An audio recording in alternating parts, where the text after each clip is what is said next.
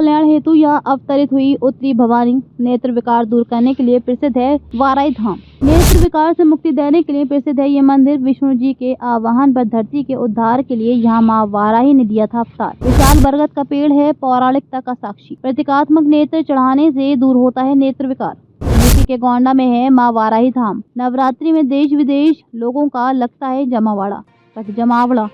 मंदिर के गर्भगृह से पाताल की ओर जाती दिख रही सुरंग। जनपद मुख्यालय से दक्षिण पश्चिम कोने पर सरयू एवं घाघरा संगम के पास मुकुंदपुर गांव में उत्तरी भवानी मंदिर में प्रतिवर्ष नवरात्रि पर विशाल मेला लगता है, जिसमें देश व प्रदेश के कोने कोने से लाखों की संख्या में श्रद्धालु भाग लेते हैं।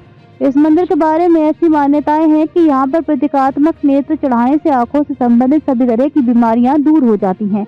माँ की इस महिमा के चलते यहाँ से भारी संख्या में दूर दूर से भक्तगण पूजा अर्चना के लिए आते हैं।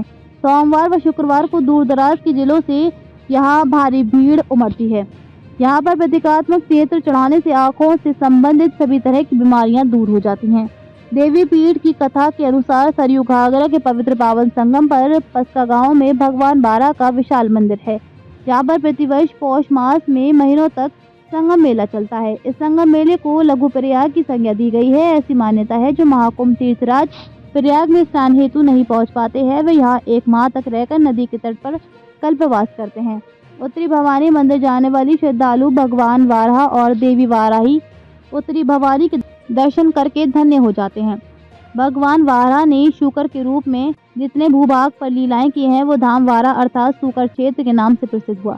ऐसी मान्यता है कि एक बार हिरण्याक्ष नामक दैत्य द्वारा पृथ्वी को समुद्र में डुबो दिए जाने पर ब्रह्मा जी के नाक से अंगूठे के बराबर एक शूकर प्रकट हुआ और देखते ही देखते उसने विशाल रूप धारण कर लिया। समुद्र से बाहर निकलते समय वह पृथ्वी के जिस भूभाग पर सबसे पहले ऊपर आया, वो भाग अवध के नाम से विख्यात है। उसके बाद उसने गुरगुराते हुए जितने भूभाग को खोदा, वो भाग घाघरा नदी कहलाई और इसी गुरगुराहट के कारण ही इस नदी का नाम घाघरा पड़ा।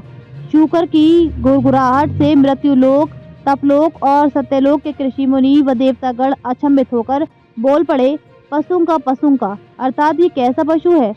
पशु के नाम से ही वह स्थान व गाँव पस्का के नाम से जाना जाने लगा। वह भगवान बारा का विशाल प्राचीन मंदिर आज भी विद्यमान है। ऐसा माना जाता है कि बारा भगवान की स्तुति के दौरान पस्का के कुछ ही दूरी पर स्थित मुकुंदपुर गांव में धरती से देवी वाराही उत्तरी भवानी प्रकट हुई। तब विष्णु जी के नाभि कमल पर विराजमान ब्रह्मा और मनु सतरूपा सर्वप्रथम बार देखने के बाद जोर जोर से बोल उठे और अवतरी भवानी अर्थात भवानी जगदम्बा का अवतार हुआ है।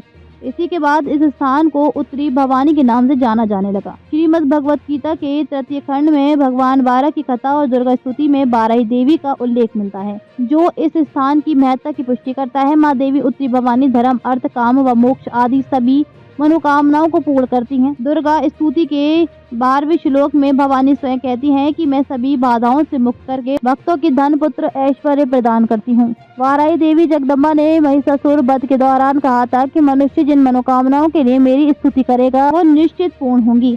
ऐसी मान्यता है कि मंदिर के गर्भगृह के नीचे एक सुरंग है, जिससे होकर वारा भगवान ने पाताल जाकर हिरण्याक्ष नामक राक्षस का वध किया था।